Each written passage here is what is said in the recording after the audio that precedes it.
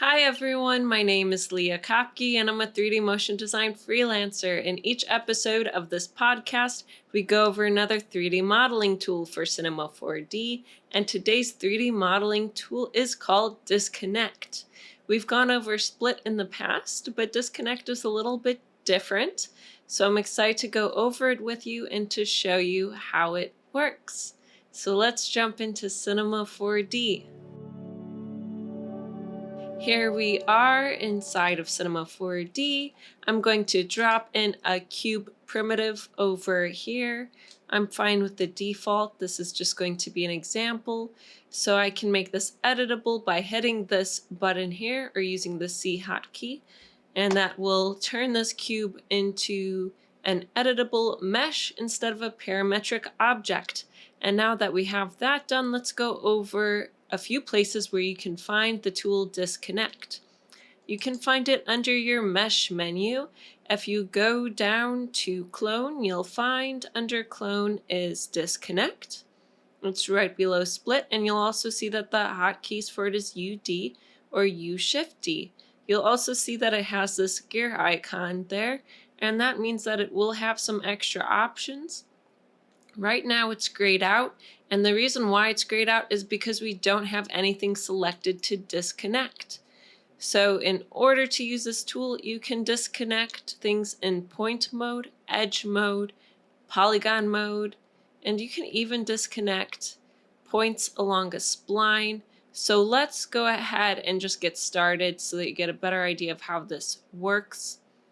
I think in order to make it easier to go through the process of using this tool, I'm going to also dock it in my UI. So I'm going to open up the commander using Shift-C, and I'll look up Disconnect, and here we want to choose the one that is not a node, and we'll drop this in here. And you'll see that it's still grayed out here because we need to select something on our cube.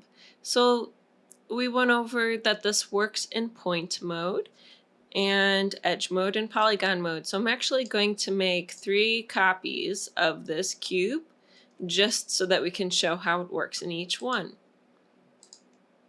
Let's name this one point mode. I'll put this one on up here, and this one will be edge mode, and this one will be for polygon mode. Now let's go over to our point mode for this cube over here. Let's disconnect these. So I'll select these points along here. And again, you could use the hotkey UD or U-Shift+D, or you can hit the icon right over here to disconnect this. So I'll go ahead and hit that button there. And initially it might not look like too much happened. We didn't get a separate object with this disconnected, and that's because it disconnects parts of your object while keeping them in the same object. So you'll see we have this in the same mesh right now. So it works a little bit different than the split tool. I'm going over to polygon mode so that I can select these polygons here. And just to show you that we really did disconnect this, I'll move these out. So we made this separate by using points. So that's one way you can do that. There, and this might come in helpful if you're 3D modeling cabinets or something like that, and you want to create some separate doors, separate from the cabinet body, and that's one way you could do that. Now over to edge mode, we're going to select these edges here, and once again we can hit disconnect, or maybe we'll try something different this time and we'll use the hotkey, which is UD. So now this might not look too different, but if we go ahead into polygon mode again and we were to move this, you can see it is separate. And if you were to actually make cabinets and you want to give these some thickness, you may want to check out another tutorial I did on the thicken tool, and it gives you the ability to add some thickness to your model. It's similar to what's called shell in other software that gives your mesh surface some thickness to it, and I'll leave a link to that tutorial as well in case if you really do want to make some cabinets or something like that. But you can really use this for anything. Your imagination's the limit with this. If we go over to our polygon mode cube over here, you can see this is all one object.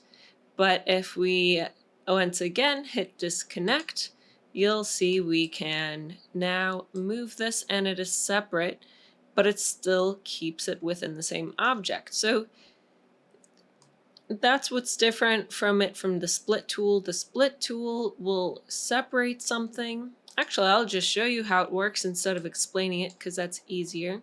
Just really briefly, if you want to know this tool in greater depth, you can check out the tutorial for it. I'll make this editable. We're going to right click on this and hit split. The hotkey for it is also UP. And you'll see we actually got a second cube here. So it split it, but it split it into a separate object when you use split. And not only did it separate it into a separate object, it maintained this side in here on the original cube without deleting it. So it made a copy, a separate copy of that same part, split it apart, but just made a copy of that part. It didn't get rid of it in the original cube. So you can see why you might want to use this for different circumstances depending on what you're doing. And you'll also see in the original, this is still fully a part of this original cube. The original model didn't really change. We just got this extra copy of this side. So if you want to learn more about split, you can. But that's the main difference between split and disconnect here. So now that we've shown how this tool works in point mode, edge mode, and polygon mode, I want to show you that you can also use this with spline. So I'll go ahead and hit the middle mouse button here, and now we see our 4 views.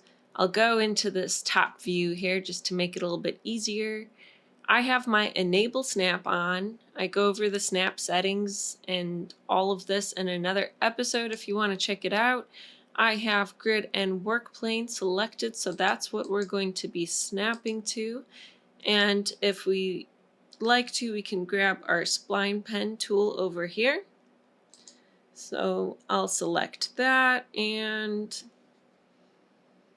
I'm going to start drawing a spline. Let's make a heart right over here. I have another episode where I go over all the settings for the spline pen. So if you're really interested in learning more about that, you can.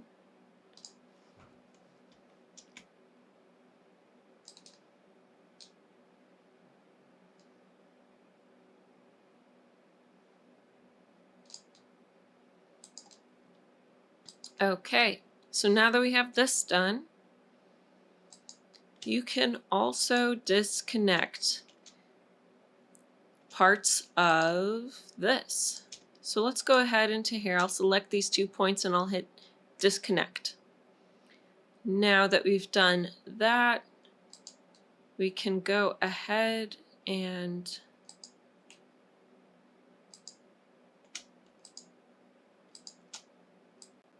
move this, and you can see it's separate now.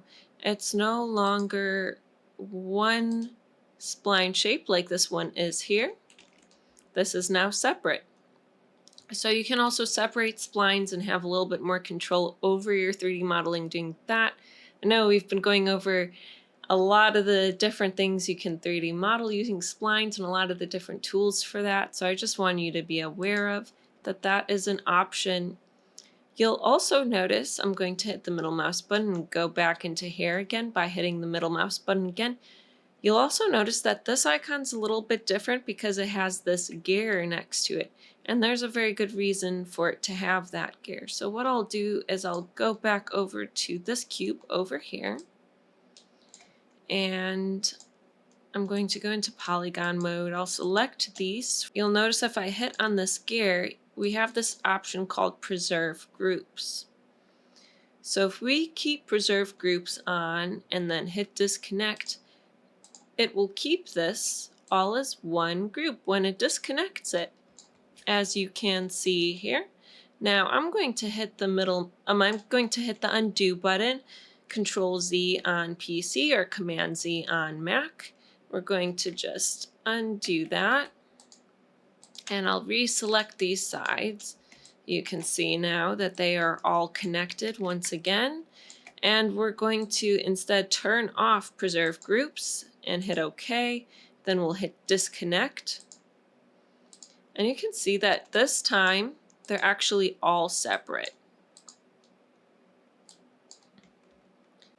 So preserve groups will keep your polygons together as one part when you disconnect it, versus if you uncheck it, you'll have individual polygons when you disconnect things in polygon mode. And those are all the settings actually for disconnect. And it's a really simple tool, but it's really useful and very powerful, so it's good to know. And I hope you enjoyed this 3D modeling tool. Each week I come out with another episode where I go through all the settings for another 3D modeling tool inside of Cinema 4D. So if you want to learn more 3D modeling tools for Cinema 4D, please hit like and subscribe so that you'll be notified when the next episode comes out. And thank you so much for watching. I appreciate it so much. I'll see you next time on Ambient 3D Animation.